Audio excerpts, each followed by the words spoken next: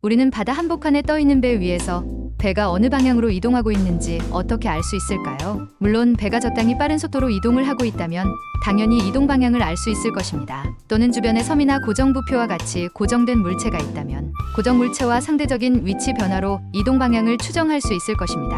그러나 그와 같은 것들이 없다면 배는 조류 또는 바람 또는 선장님의 조정 방향에 따라서 이동을 하게 될 것이며 각 요인들의 절대적인 힘의 크기와 상대적인 영향도에 따라서 배의 이동 방향은 종합적으로 결정되게 될 것이며 낚시가 가능한 이 이동 속도는 보통 1에서 2노트 이내가 될 것입니다. 이 상황에서 선장님이 특별히 조정을 하지 않는다면 이 속도가 그리 높지 않고 속도의 변화가 거의 없기 때문에 보통의 사람은 어느 방향으로 배가 이동하는지 직관적으로 알아차리기가 어렵게 됩니다. 간혹 낚시 중에 라인이 뻗치는 방향이나 조류의 방향을 보고선 배의 이동 방향을 추정하시는 분들도 있는데요. 그것은 맞을 수도 있고 틀릴 수도 있습니다. 왜냐하면 조류에 밀려서 배가 떠내려가는 상황인지 아니면 바람이나 선장님의 조정에 의해서 배가 밀려가는 상황인지에 따라서 이동 방향은 달라지고 배 위에서 바라보는 수면의 이동 방향도 달라 보일 수 있기 때문입니다. 또한 조류와 바람이 다양한 방향과 힘으로 섞여서 영향을 준다면 우리는 더욱더 이동 방향을 추정하기가 어려워질 것입니다.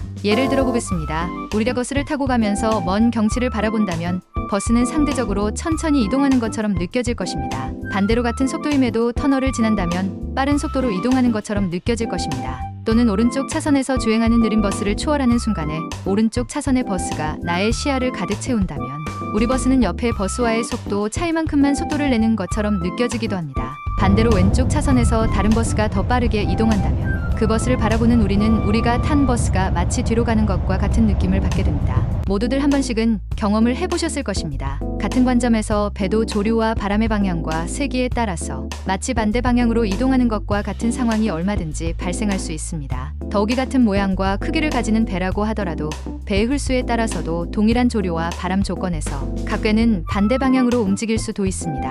같이 이미지를 그려보시지요. 조류가 없고 선장님도 배를 전혀 조정하지 않는 상황에서 선미에서 선수 쪽으로 바람이 붑니다. 그러면 배는 당연히 선수 쪽 방향으로 이동을 하겠지요.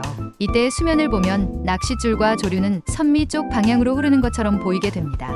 이번엔 바람이 없고 선장님도 배를 조정하지 않는 상황에서 조류가 선수에서 선미 쪽으로 밀려온다고 상상해보세요.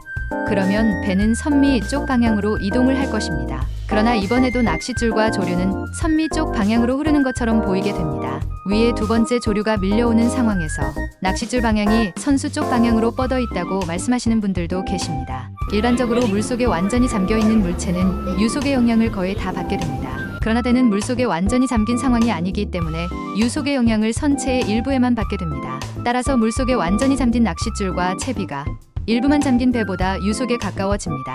만약 이 상황에서 정말로 낚싯줄이 선수 쪽 방향으로 뻗었다면 봉돌로 바닥을 찍고 계셨거나 아니면 일시적으로 선장님께서 라인을 잡기 위해서 배를 선미 쪽으로 조금 오버되게 미셨을 가능성도 있을 것입니다. 그러하니 배 위에서 보이는 낚싯줄과 조류의 방향만으로 배의 절대적인 이동 방향을 추정하면 맞을 수도 있지만 틀릴 수도 있다는 것입니다. 참고로 선장님들이 가장 싫어하시는 상황은 바람과 조류의 방향이 서로 반대 방향으로 흐르는 것입니다. 보시는 바와 같이 라인이 더 많이 뻗치게 되고 선장님들은 라인 잡기가 더 어려워지게 됩니다. 시청해주셔서 감사합니다. 구독과 좋아요는 큰 힘이 됩니다.